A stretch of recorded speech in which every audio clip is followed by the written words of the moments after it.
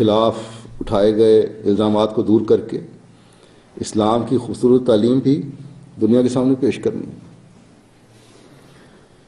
بس ہالینڈ کی جماعت بھی جو چھوٹی سی جماعت ہے اپنی اس ذمہ داری کو سمجھے۔ چند ایک کے کام کرنے سے یہ مقصد پورا نہیں ہو سکتا۔ ہالینڈ میں رہنے والے ہر احمدی کو اپنے ماحول میں اس اہم کام کی کوشش کرنی ہوگی۔ یہ ہالینڈ ہی ہے جس میں وہ بدقسمت شخص بھی رہتا ہے جو اپنی سیاست چمکانے کے لیے اسلام اور آن حضرت صلی اللہ علیہ وسلم کے خلاف دریدہ دہنی میں بڑھتا چلا جا رہا ہے، دشمنی اور مخالفت میں بڑھتا چلا جا رہا ہے۔ اس حد تک بغض و عناد میں بڑھ گیا ہے کہ اسلام کے نام پر اس کے منہ سے غصے سے جھاگیں نکلنے لگتی ہیں۔ گزشتہ دنوں جب کسی مسلمان تنظیم نے دہشت گردی کے عمل کی شدت سے مذمت کی تو اس ظالم نے، جس کا نام ویل گلڈر ہے، یہ اعلان کیا کہ یہ کافی نہیں ہے، ہم اس وقت تک نہیں مانیں گے جب تک تم یہ نہیں کہتے کہ اسلام مذہب ہی ایسا ہے جو شدت پسندی کی تعلیم دیتا ہے، جھوٹ ہے اور خدا کی طرف سے نہیں ہے، اور اسے صفحہ ہستی سے مٹا دیا جائے۔ یہ ہیں اس کے ارادے، اور جب تک یہ اعلان نہیں کرتے ہم کسی قسم کی معذرت ماننے کو تیار نہیں۔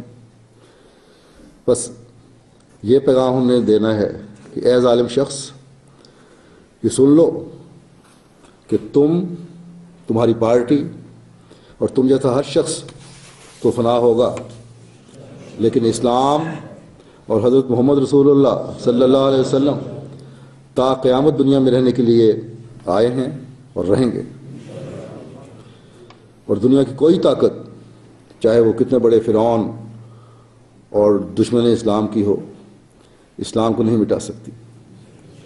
اللہ تعالیٰ نے اس زمانے میں اس جری اللہ کو بھیجا ہے جس نے تم جیسے دشمنوں کی انتہائی دشمنی کے باوجود اسلام کو دنیا پر غالب کرنا ہے اللہ تعالیٰ کی مدد سے۔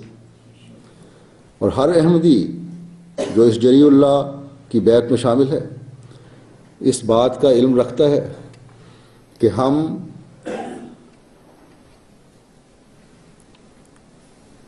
اور یہ عہد بھی کرتا ہے کہ ہم اپنی جان، مال، وقت قربان کر کے اس مقصد کو حاصل کر کے رہیں گے انشاءاللہ۔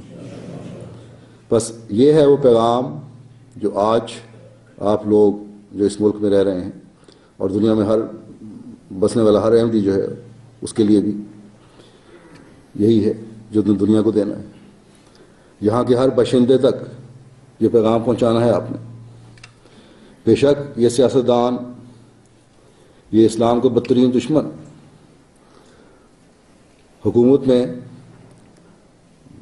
سیٹیں جیتتا چلا جائے، زائد سیٹیں بھی لے لے پہلے سے زیادہ، لیکن دنیا کو یہ بتا دیں آپ کہ یہ حرکتیں اس کی جو ہیں خدا تعالیٰ کے ہاتھوں ہلاکت کے سامان کریں گی۔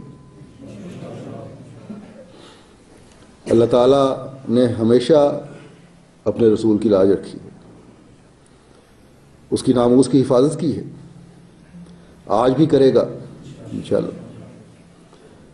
ہم کوئی طاقت نہیں رکھتے، نہ ہم کوئی دنیاوی حربہ استعمال کریں گے، لیکن جن کے دل زخمی کیے جائیں ان کی دعائیں اللہ تعالیٰ کے عرش کو ہلا دیتی ہیں۔ اور یہاں تو پھر سوال اللہ تعالیٰ کے حبیب کا ہے، یہاں تو ہماری دعاؤں سے بڑھ کر اللہ تعالیٰ کی غیرت خود وہ کام دکھائے گی کہ ایسے گھٹیا لوگوں کی خاک کے ذرے بھی نظر نہیں آئیں گے۔ ہالینڈ میں بہت سے ایسے لوگ ہیں جو شریفانہ خیال بھی رکھتے ہیں، یہی نہیں کہ سب ایسے ہی ہیں، اس کی باتوں کو رد کرتے ہیں اس بدبخت کی۔ تبھی تو اس بدبخت پر مقدمہ چلایا گیا تھا یہاں۔ یہ اور بات ہے کہ یہ بھی لگتا ہے کہ سیاست کی نظر ہو گیا، لیکن ایسے شرفاء ضرور اس ملک میں ہیں جو اس قسم کے خیالات اور فعل سے بیدار ہیں. بس ایسے لوگوں کی تلاش کر کے انہیں اسلام کا خوبصورت پیغام پہنچائیں. دنیا میں امن محبت بھائی چارے کو قائم کرنے والوں کی تلاش کریں اور پھر انہیں دنیا میں فساد پیدا کرنے والوں سے ہوشیار کریں.